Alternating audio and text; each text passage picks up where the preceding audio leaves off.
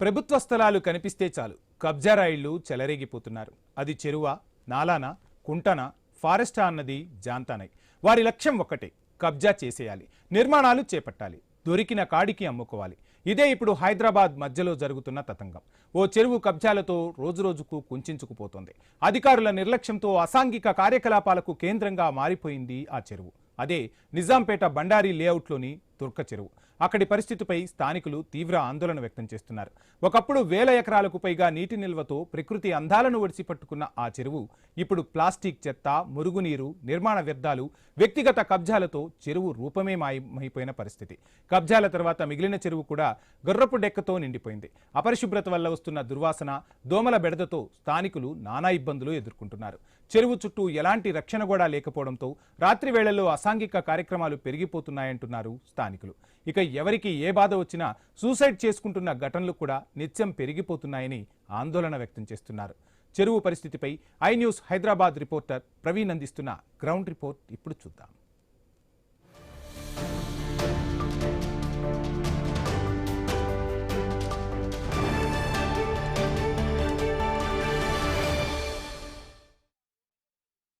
అయితే తెలంగాణ రాష్ట్ర ప్రభుత్వం ప్రతిష్టాత్మకంగా చేపట్టినటువంటి చెరువులను ఏదైతే సుందరీకరణలో భాగంగా అయితే కొన్ని చెరువులని సుందరీకరణ చేస్తుంది. అదే ఆ విధంగా చూసుకుంటే కొన్ని చెరువులు మొత్తంగా కూడా హైదరాబాద్ వ్యాప్తంగా ఆ నిజాం కాలంలో ఉండేటటువంటి కొన్ని చెరువులు కూడా అదే ఈ యొక్క అక్రమ లేవట్ల కారణంగా చేతిలో పడి మొత్తం చెరువుని లేకుండా చేయడం జరుగుతుంది.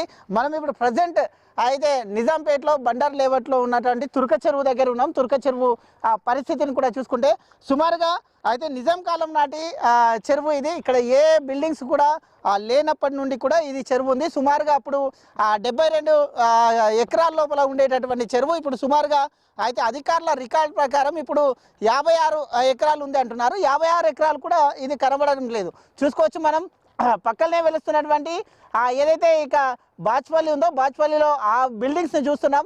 ఏ విధంగా శరవేగంగా డెవలప్ అవుతూ ఉన్నటువంటి దాని చుట్టూ ఉన్నటువంటి ఆ డెవలప్ని చూస్తున్నాం. అదేవిధంగా నిజాంపేటని చూసుకుంటే కనుక నిజాంపేటలో బండారు లేవట్లో ఉన్నటువంటి ఈ తుర్క చెరువు ఆ దినదినం మొత్తం కుంగిపోతుంది. ఇక్కడ ఆ డెవలప్మెంట్కు కూడా నోచుకోలేకపోతుంది. అటు పక్కన మనం చూస్తున్నాం అన్నీ కూడా అక్రమార్కుల బారిన పడి మొత్తం కబ్జాలకు గురవుతుంది. కబ్జాలకు గురయ్యి ఇప్పుడు చూసుకోవచ్చు ఈ యొక్క చెరువులో అయితే ఆ గుర్రపు డెక్కతో ఎంత నిండిపోయిందో చూసుకోవచ్చు మనం. మొత్తం టోటల్గా కూడా ఒక ఫ్లవర్ తోటలాగా ఇంత అందంగా కనబడుతుంది అటువంటి ఇది అయితే గుర్రపు డెక్కతో నిండిపోయింది. ఇప్పటికే కోట్లు వెచ్చించారు దాన్ని తీయడానికి.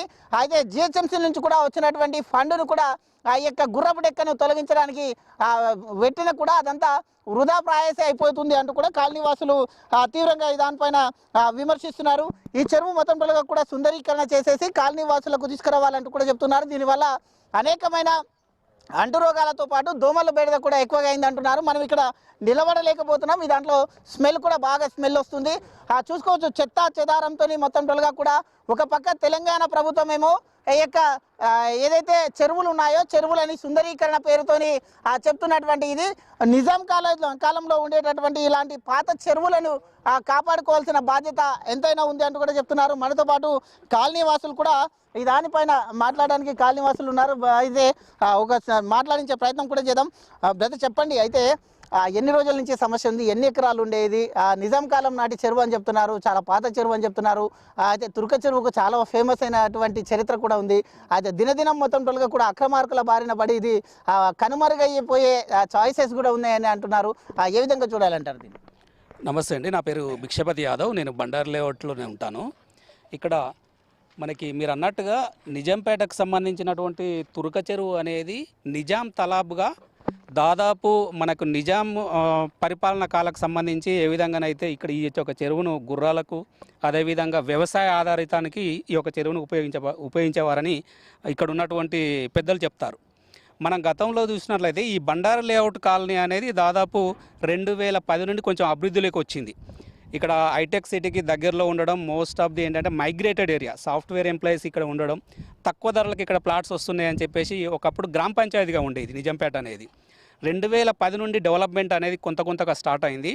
2015 వరకు కూడా ఇక్కడ చెరువు అనేది చాలా నీట్గా ఉండేది. ఎలా అంటే ఇందులో చేపలు కానీ లేదా బోటింగ్ కానీ ఒకప్పుడు చిన్నపిల్లలు ఆడుకోవడానికి ఇందులో దిగి ఆడుకున్న సందర్భాలు కూడా ఉండేవి. కానీ 2015 తర్వాత ఇక్కడ ఈ యొక్క అక్రమ వ్యవస్థ అనేది స్టార్ట్ అయింది. ఇక్కడ స్థానికంగా ఉన్నటువంటి కొంతమంది బీఆర్ఎస్ నేతల అండదండలతోనే చెరువు అక్రమాలు అనేవి స్టార్ట్ కావడం ద్వారా కుచించుకుపోయింది. ఇప్పుడు మనం కనుక చూసినట్లయితే ఒక 2 years back irrigation department, revenue డిపార్ట్మెంట్కి సంబంధించి జాయింట్ సర్వే చేయడం జరిగింది. ఆ జాయింట్ సర్వే ప్రకారం దాదాపు 52 ఎకరాల చెరువు, గతంలో దాదాపు 62 పైచిలకు ఉన్నటువంటి చెరువు ఇప్పుడు 52 ఎకరాలు కుచించుకుపోయింది. ప్రస్తుతం చూస్తున్నట్లయితే మన 52 ఎకరాలు కూడా ఉండదు, దాదాపు ఒక 30-35 ఎకరాలు ఉంటుందేమో చూస్తున్నట్లయితే. చెరువు సరౌండింగ్ ఏరియా మొత్తం కూడా కబ్జాలకు గురి అవుతుంది. ఈ కబ్జాలకు సంబంధించి ఇక్కడ ఒక కాలనీ సంక్షేమ సంఘం అనే ఒక వ్యవస్థ ఉంది. అది 2015లో స్టార్ట్ అయింది. ఆ 2015లో స్టార్ట్ అయినటువంటి కాలనీ సంక్షేమ సంఘంలో బీఆర్ఎస్కు సంబంధించినటువంటి కొంతమంది నాయకులు ఉన్నారు. ఆ నాయకులు కాలనీ డెవలప్మెంట్ చేసుకునేదంతా మా బాధ్యత అని చెప్పేసి మరి చెరువుని ఇలా ఎందుకు వదిలిపెట్టారో ఎవరికి తెలియదు. ఎందుకంటే కాలనీ సంక్షేమం వాళ్ళ బాధ్యత అయినప్పుడు చెరువును కూడా కాపాడుకోవాలా. అదేవిధంగా మీరు చూస్తున్నట్లయితే ఈవెన్ కాలనీలో కూడా అక్రమ కట్టడాలు అనేవి చాలా వెలిశాయి. దీనికి సంబంధించి అంటే దీని రాజకీయ ఉద్దేశంతోనో వేరే ఉద్దేశంతోనో మేము మాట్లాడడం లేదు. మనమందరం కూడా కాలనీ వాసులందరూ కూడా ఒకటే గుర్తుంచుకోవాలి. ఇప్పటికైనా ఇక్కడ తుర్క చెరువు సరౌండింగ్ ఏరియాలో కాలనీలు అనేవి పెరిగిపోయినాయి. మనం అటు చూసుకున్నట్లయితే జర్నలిస్ట్ కాలనీ, అదేవిధంగా హిల్ కౌంటీ, ఇటు డబుల్ బెడ్రూమ్స్ వచ్చేసాయి. అదేవిధంగా ఇక్కడ ఆర్జీకే అనేది ఉంది. మనం స్టేట్గా చూసుకున్నట్లయితే ఇక్కడ కూడా ఒక కొత్త కాలనీ వెలిసింది. ఈ సాయినగర్ అనేది అవుట్ సైడ్లో ఉంటుంది. ఈ యొక్క కాలనీలు అనేవి ఉండడం ద్వారా అదేవిధంగా ఇటు సైడ్ బండారీ లేఅవుట్ 2016లో వరదలు వచ్చినప్పుడు కూడా ఈ యొక్క తుర్క చెరువు ద్వారా బండారీ లేఅవుట్ అనేది ప్రపంచవ్యాప్తంగా ఫేమస్ అయింది. ఎందుకు అంటే ఆ వరదల వలన ఎక్కడ కూడా హైదరాబాద్లో పెద్దగా వర్షాలు లేవు, కానీ ఇక్కడ వర్షాలు పడడం ద్వారా బండారీ లేఅవుట్లో ఉన్న ప్రజలు దాదాపు ఒక 15-20 రోజులు చాలా ఇబ్బందులు పడ్డారు. దానికి కూడా కారణం ఏంటంటే మనకి ఇక్కడ అలుగు అనేది ముందుకుంటుందండి. ఇట్లా స్ట్రేట్గా వెళ్తే అలుగు ఉంటుంది.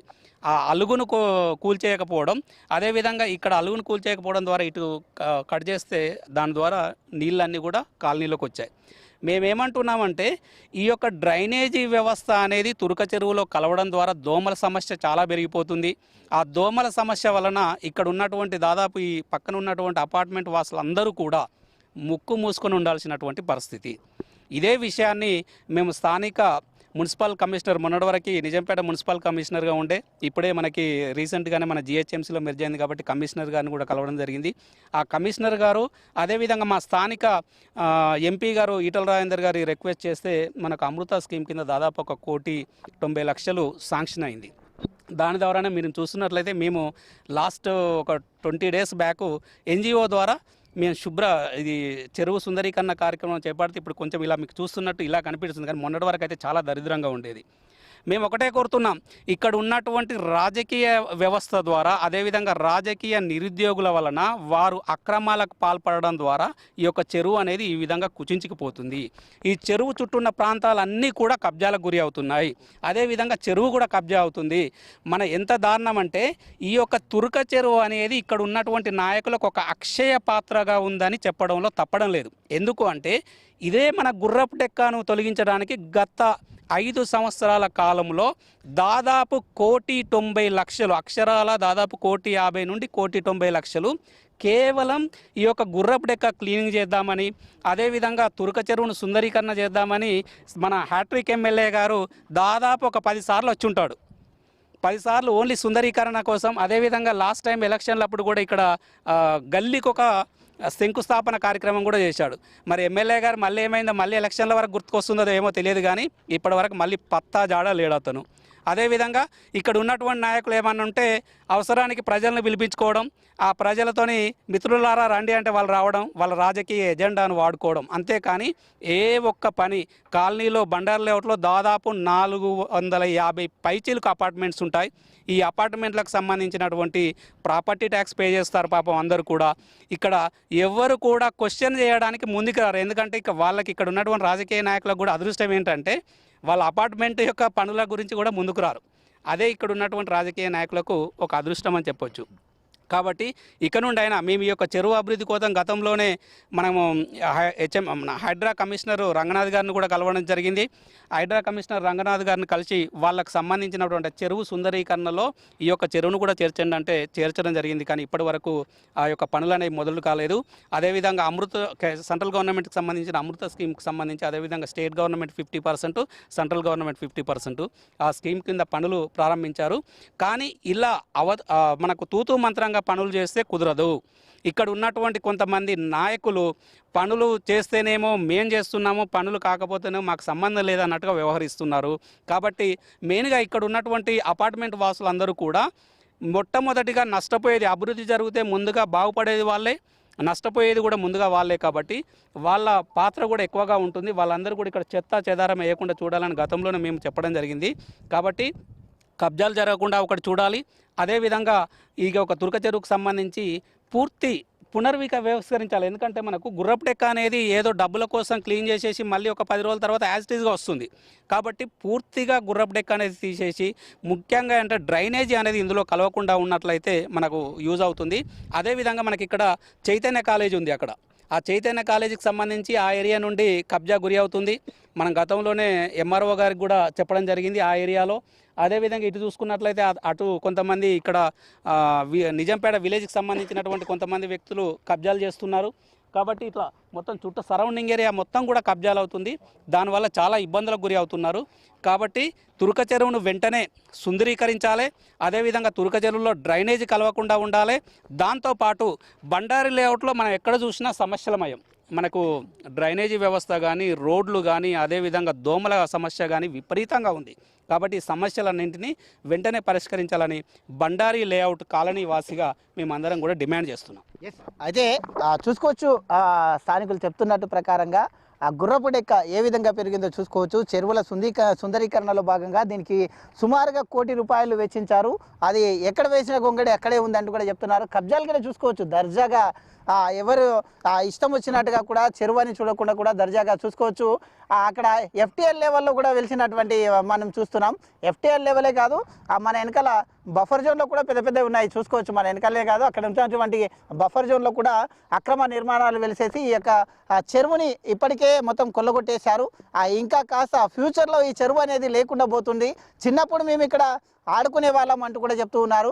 అటువంటి చెరువు ఇప్పుడు కానరాకుండా పోతుంది. చూసుకోవచ్చు, ఇది బఫర్ జోన్ ఎప్పుడే కానీ చెరువు కట్ట కింద నుంచి సుమారుగా 100 to 200 మీటర్స్ వరకు ఉండాలి. 100 to 200 మీటర్స్ ఇక్కడ ఉండదు. అయితే ఈ చెరువు ఎప్పుడైనా అలిగి వెళ్ళిందంటే మాత్రం ఈ చెరువును మనం చూస్తున్నాం. ఇప్పుడు చలికాలంలోనే ఇంతవరకు వాటర్ ఉన్నాయి. అయితే గత వర్షాకాలం కూడా చూసాం. ఈ తురక చెరువు నిండిన తర్వాత ఇక్కడ ఉన్నటువంటి కాలనీలో ఇదే iNews ప్రత్యక్షంగా ప్రసారాలను కిలో చేసింది. చూద్దాం బ్రదర్, ఈ చెరువు నిండడం వలన అయితే స్థానికంగా అయితే ఈ చెరువు నిండడం వలన కొన్ని కాలనీలు కూడా సమస్యకు గురయ్యాయి. కాలనీలు మునిగిపోయినటువంటి సమస్యలు గురయ్యాయి. ఇదే iNews వాటిని ప్రత్యక్షంగా ప్రసారం చేసింది. అయితే ఈ తురక చెరువు నుండి వచ్చేటటువంటి ఇంత పెద్ద 50 ఎకరాలు ఉన్నటువంటి ఈ దాంట్లో ఈ యొక్క వాటర్ని దాంట్లో చిన్న చెరువులో డంప్ చేయడం వలన కాలనీ మునిగిపోయినటువంటి పరిస్థితిని మనం చూసాం. మరి అధికారులు దృష్టికి అప్పుడు హడావిడి చేశారు అంతే.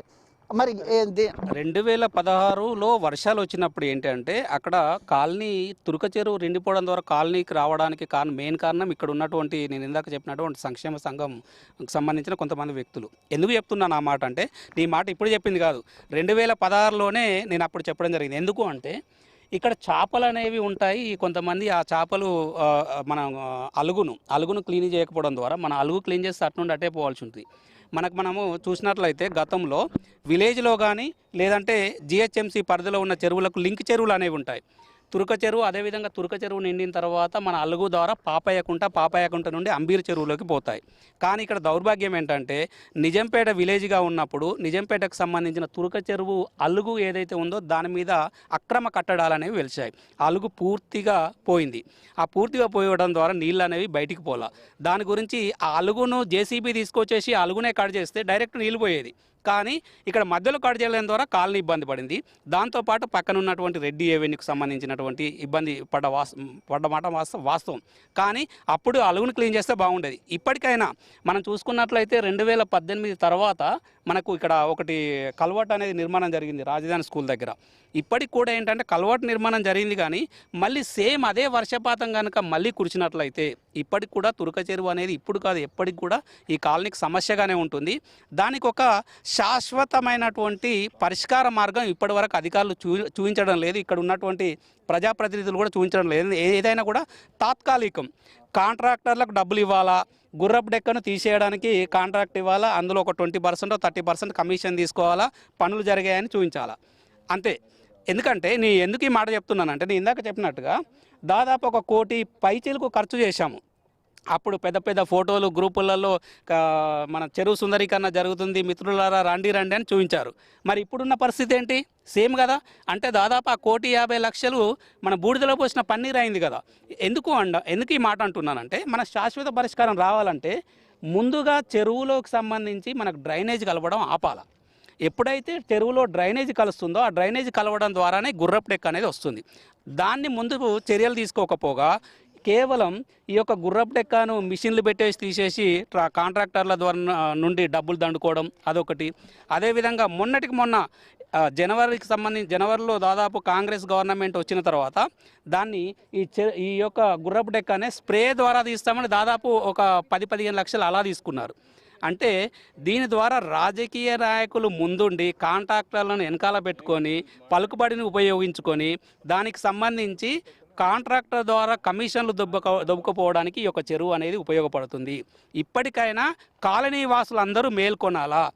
ఎవరు కాలనీకి సంబంధించి మంచి చేస్తున్నారు, అదేవిధంగా ఎవరు రాజకీయాలు చేస్తున్నారు, ఈ యొక్క చెరువు యొక్క పరిష్కార మార్గం ఎవరు చూపిస్తారు అనేది ఇప్పటికైనా మేల్కొని ఈ యొక్క చెరువును మనం శాశ్వత పరిష్కారం కనుక చూపించుకున్నట్లయితేనే ఇక్కడ ఉన్నటువంటి కాలనీ వాసులు ఎవరు కూడా ఇబ్బంది లేకుండా ఉంటుంది. లేదు ఈ విధంగానే ఉన్నట్లయితే రేపు ఇక్కడ మీ ప్లాట్స్ అమ్ముకుందామన్నా కూడా ఎవడు కొనడు. ఎందుకంటే ఇక్కడ స్మెల్ వస్తుంది.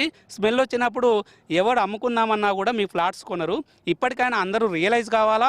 మన టార్గెట్ అంతా ఒక్కటే, చెరువులో ఈ సరౌండింగ్ ఏరియాకి సంబంధించినటువంటి ఏ కాలనీకి సంబంధించినటువంటి డ్రైనేజ్ అయినా ఇందులో కలవకుండా చూపించండి. అదేవిధంగా మనకు హైడ్రా రంగనాథ్ గారు వచ్చారు. ఆయన హడావిడిగా ఒకసారి వచ్చేసి పాపం అక్కడ కార్నర్లో ఒక చిన్న రేకుల షెడ్ ఉంది, ఆ రేకుల షెడ్ను కూల్చేసి వెళ్ళిపోయాడు. మరి రంగనాథ్ గారిని ఇక్కడ బఫర్ జోన్లో చాలా బిల్డింగ్స్ ఉన్నాయి, మరి ఆ బిల్డింగ్లు అవి ఎందుకు కూల్చడం లేదు? అదేవిధంగా చెరువు చుట్టూ సరౌండింగ్ ఏరియాలో చాలా అక్రమ కట్టడాలు వెలుస్తున్నాయి, మరి ఎందుకు చేయడం లేదు? మీ వెనకాల ఎవరు వద్దంటున్నారు? ఇక్కడ రెవెన్యూ డిపార్ట్మెంట్ కూడా మేము అడుగుతూ ఉన్నాం. రెవెన్యూ డిపార్ట్మెంట్కి సంబంధించి వాళ్ళ ప్రభుత్వ ఆస్తులను కాపాడండి అని రెవెన్యూ ఎంఆర్ఓ గారికి, అదేవిధంగా మున్సిపల్ కమిషనర్ మొన్నటిదాకా ఉన్న మున్సిపల్ కమిషనర్ గారికి కాలనీ తరపున మౌలిక వసతులను కల్పించండి, డ్రైనేజ్ సమస్యలను తీర్చండి, దోమల సమస్య ఉంది అని చెప్పేసి అనేక వినతి పత్రాలు సమర్పించినప్పటికీ ఇక్కడ వాళ్ళ మీద దున్నపోతు మీద వాన పడిచినట్టుగా ఉంది తప్ప ఏ ఒక్క సమస్య పరిష్కారం కావడం లేదు. కాబట్టి ఇప్పటికైనా ప్రజలందరూ ప్రశ్నించాలి. ప్రజలందరూ ఇక్కడ కాలనీ వాసులు అందరూ ప్రశ్నించినప్పుడే మనకు సమస్యకు పరిష్కారం దొరుకుతుంది. కాబట్టి ఆ విధంగా చర్యలు తీసుకోవడానికి యాజ్ ఎ కాలనీ వ్యక్తిగా మేమందరం కలిసి ప్రభుత్వం పైన అదేవిధంగా సంబంధిత అధికారుల దృష్టికి తీసుకెళ్లి ఎప్పటికప్పుడు మేము పోరాడుతూనే ఉంటామని మరొకసారి ఐన్యూస్ ద్వారా తెలియజేస్తున్నాం. అదేవిధంగా గతంలో కూడా ఐన్యూస్ యొక్క పాత్ర మాకు ఇక్కడ వరదలప్పుడే కాదు అనేక సందర్భాలలో మన ఎస్ఎన్డిపి వర్క్ల గురించి కానీ వర్షాలప్పుడు కానీ వంశీ గారు బ్రదర్ మనకు ఎప్పుడప్పుడు సమస్యలను ప్రజల దృష్టికి తీసుకెళ్లడానికి చాలా వరకు తోడ్పాటును అందిస్తుంది ఐన్యూస్. వారికి కూడా ఐన్యూస్కి కూడా మా యొక్క బండారు లేఅవుట్ కాలనీ ప్రజల తరపున ధన్యవాదాలు తెలియజేస్తున్నాం. అయితే ఐన్యూస్ ఎప్పుడు కూడా ప్రజా సమస్యలపైనే పోరాడుతూ ఉంటుంది. ఇటువంటి చెరువులు సుందరీకరణలో భాగంగా ఈ చెరువుని కూడా అదే నిజాం కాలం లాంటి చెరువుని కాపాడుకోవాల్సిన బాధ్యత అందరిపైన ఉంది అంటున్నారు కాలనీవాసులు. మనతో పాటు మాట్లాడడానికి ఉన్నారు ఇంకా కొంతమంది, చూద్దాం.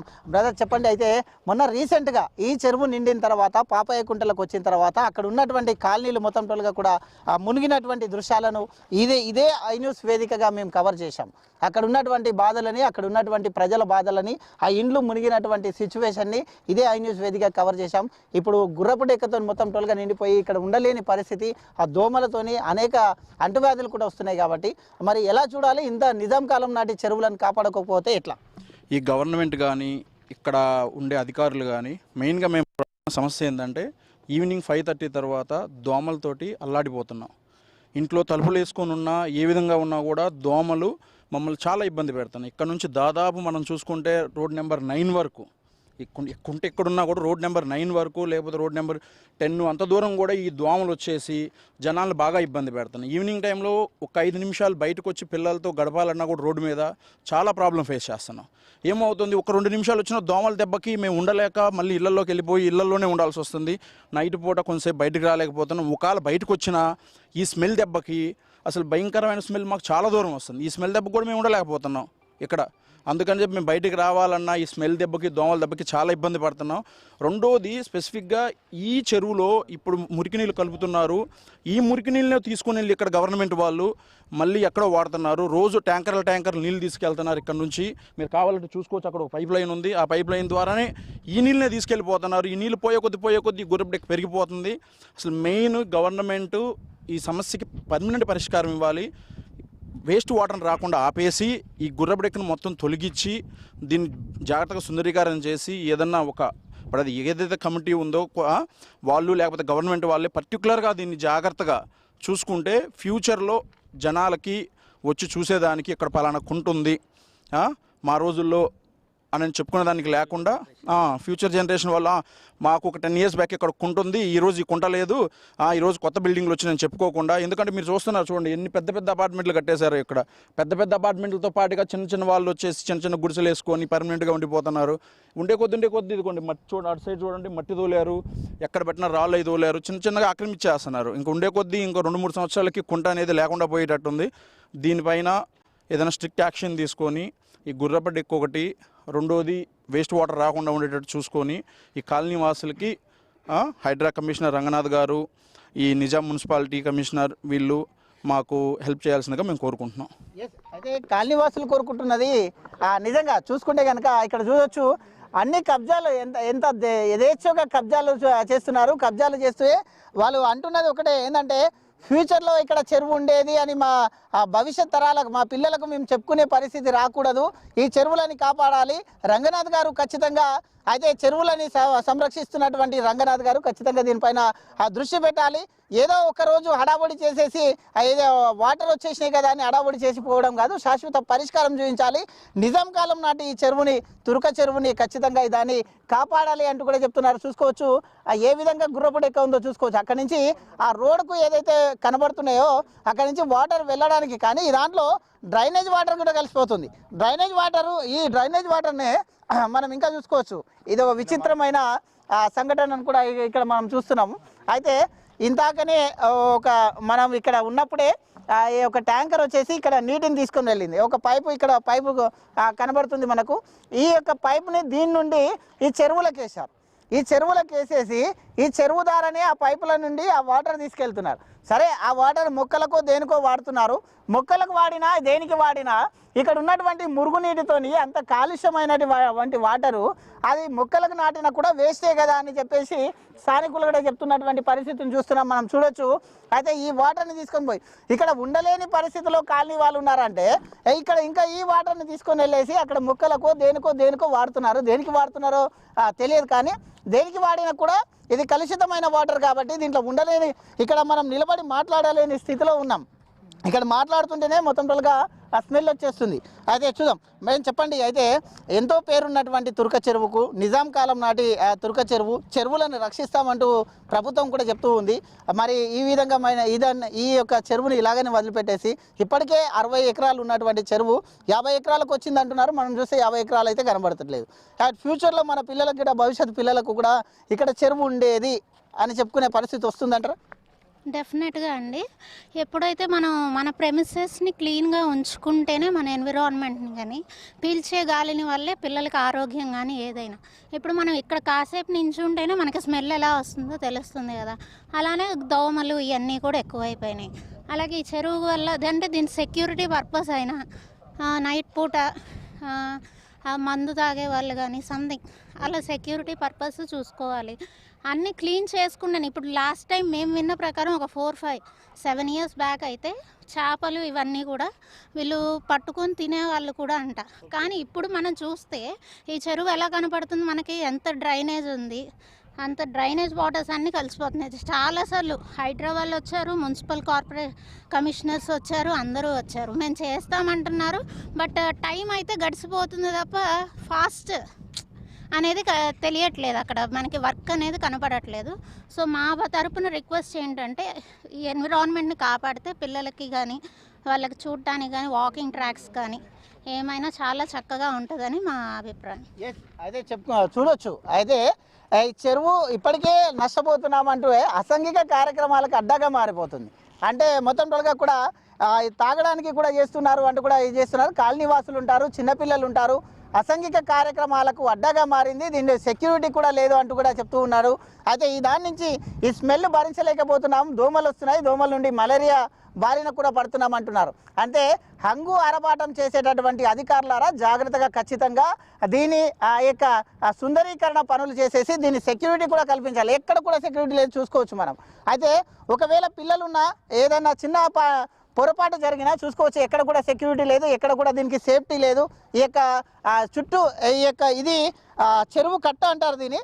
అయితే ఇది మనం నిలబడ్డటువంటిది చెరువు కట్ట. చూడొచ్చు దీని చెరువు కట్ట ఏ విధంగా ఉంటుందంటే ఇది అలుగు వెళ్ళి ఇక్కడ గిట వచ్చిందంటే ఈ కాలనీకి ఈజీగా వాటర్ వచ్చేస్తాయి.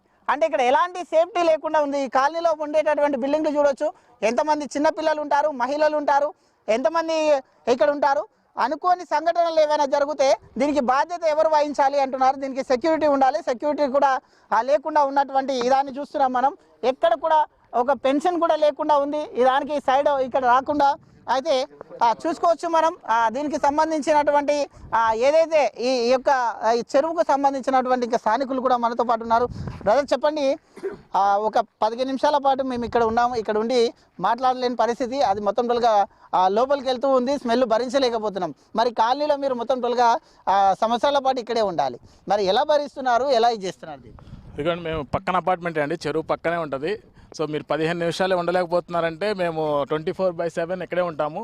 చిన్న చిన్న పిల్లలు ఉంటారు, చాలామంది ముసలి వాళ్ళకి ఆరోగ్య సమస్యలు, సో బ్రీతింగ్ ఇష్యూస్ అయితే ఉన్నాయండి. ఇష్యూస్ చాలా రైజ్ చేసాం మేము. మున్సిపల్ కమిషనర్ గారి దగ్గరికి వెళ్ళా చాలాసార్లు, లేఅవుట్ ప్రెసిడెంట్స్ కానీ అందరూ తిరిగారు. సో కొన్ని పనులు జరుగుతున్నాయట్టు అనిపిస్తున్నాయి కానీ జరగట్లేదు. సో ఇప్పుడు వీఆర్ గెటింగ్ హోప్, ఏదో జరుగుతుంది ఇక్కడ, ఏదో డెవలప్మెంట్ జరుగుతుంది అని ఆశ వస్తుంది. కానీ మళ్ళీ అది అట్లాగే డేస్ గడిచిపోతున్నాయి. సో ఇన్ని సంవత్సరాల నుంచి ఇది మారేది లేదు, ఇట్లాగే ఉంది. సో దీన్ని డెవలప్ చేసి సో హైదరాబాద్ చేస్తారో లేకపోతే మున్సిపల్ కమిషనర్స్ గారు యాక్టివ్ తీసుకొని చేస్తారో తెలీదు. సో ఇక్కడ ప్రజలకి కొంచెం క్లీన్ ఎన్విరాన్మెంట్ ఉండేలాగా చూడాలని కోరుతున్నాను. అండ్ ఆల్సో నైట్ అసాంఘిక కార్యక్రమాలు, కుర్రాళ్ళు వచ్చి ఇక్కడ కొంచెం యాక్టివిటీస్ చేయడం కానీ లేకపోతే కట్ట మీద తిరగడం కానీ ఇట్లాంటివి జరుగుతూ ఉంటాయి. అలాగే కొన్ని సూసైడ్ అటెంప్ట్స్ కూడా జరిగినాయి ఇక్కడ. సో ఏ సెక్యూరిటీ లేదు. సో ఆల్రెడీ వాటర్ పాడైపోతుంది, ఎన్విరాన్మెంట్ పాడైపోతుంది. సో దానికి సంబంధించి ఏమన్నా యాక్షన్ తీసుకొని ఈ చెరువుని అభివృద్ధి చేయాలని అన్ని పార్టీలన్నీ, అన్ని సంఘాలని అన్నింటినీ కోరుతున్నాము. అయితే చూసుకోవచ్చు, అయితే స్థానికులు చెప్తున్నటువంటి ప్రకారంగా చూసుకోవచ్చు, అసాంఘిక కార్యక్రమాలకు అడ్డగా మారింది. దీంట్లో సూసైడ్ చేసుకుంటున్నారు అంటున్నారు. చేసుకుంటారు, ఎందుకంటే ఎక్కడ కూడా సెక్యూరిటీ లేదు. చూసుకోవచ్చు చెరువు మొత్తంలో చూసుకుంటే కనుక చెరువు కట్టే సరిగా లేదు. చూసుకోవచ్చు చెరువు కట్ట ఏ విధంగా ఉందో. చెరువు మీద ఇక్కడ ఎక్కడెక్కడ నుంచో, ఈ కాలనీ వాళ్ళు కూడా కాదు, ఎక్కడెక్కడ నుంచో వచ్చేసి ఇక్కడ అయితే మద్యం సేవించడం వంటివి చేస్తున్నారు. రాత్రి సమయంలో మొత్తం టోల్గా కూడా ఇబ్బందులకు గురి చేస్తున్నారు. కాలనీ వాసులకు కూడా ఇబ్బంది అవుతున్నది అంటున్నారు. చెరువు కానుకునే ఉన్న ఇండ్ల పరిస్థితి అయితే చూడొచ్చు. ఇక్కడ మనం ఈ యొక్క గాలికి నిలబడలేకపోతున్నాం. వాళ్ళు 24/7 లైఫ్ లాంగ్ ఇక్కడ ఉండేటటువంటి వాళ్ళు ఇంకా ఏ విధమైన నరకాన్ని అనుభవిస్తున్నారో తెలుసుకో. వాళ్ళ మాటలు కూడా చెప్తున్నారు, ఈ విధమైన నరకాన్ని అనుభవిస్తున్నామంటూ ఈరోజు ఈ చెరువు దగ్గరికి వాళ్ళ సమస్యని తెలపడానికి ఐన్యూస్ వాళ్ళ గోడు వెళ్ళబుచ్చుకోవడానికి వచ్చారు. మాకు ఆ చెరువుల సుందరీకరణ పేరుతో ఈ చెరువుని, ఉన్న చెరువుని, పాత చెరువుని, అయితే నిజాం కాలం నాటి చెరువుని మా భవిష్యత్ తరాలకు చూపించుకోవడానికి పనికొచ్చేటటువంటి చెరువుని సుందరీకరణ చేసి ఈ చెరువుని అక్రమార్కుల నుండి రక్షించాలి అంటూ చెప్తూ ఉన్నారు. చూసుకోవచ్చు. అయితే ఇప్పటికే మొత్తం టోల్గా కూడా ఇటు బఫర్ జోన్ కానీ ఇటు మొత్తం టోల్గా కూడా చూసుకుంటే కనుక అయితే ఈ యొక్క FTL లెవెల్ రెండు కూడా ఆక్రమణకు గురవుతున్నాయి. 60 ఎకరాలు ఉన్న చెరువు 50 ఎకరాలకు వచ్చింది. 50 ఎకరాలు కూడా ఇప్పుడు డౌట్ అని చెప్తున్నారు. అయితే ఫ్యూచర్ కూడా ఒకవేళ ఇదే విధంగా ఉంటే ఈ చెరువుని కోల్పోయే ప్రమాదం ఉంటుంది. కాబట్టి ఖచ్చితంగా హైడ్రా కమిషనర్ అయినటువంటి రంగనాథ్ గారు దీనిపైన దృష్టి సారించాలి. ఈ యొక్క తుర్క చెరువుని ఖచ్చితంగా కాపాడాలి అంటూ కూడా స్థానికులు కోరుతున్నారు. వీడియో జర్నలిస్ట్ రవితేజతో ప్రవీణ్, ఐ న్యూస్, హైదరాబాద్.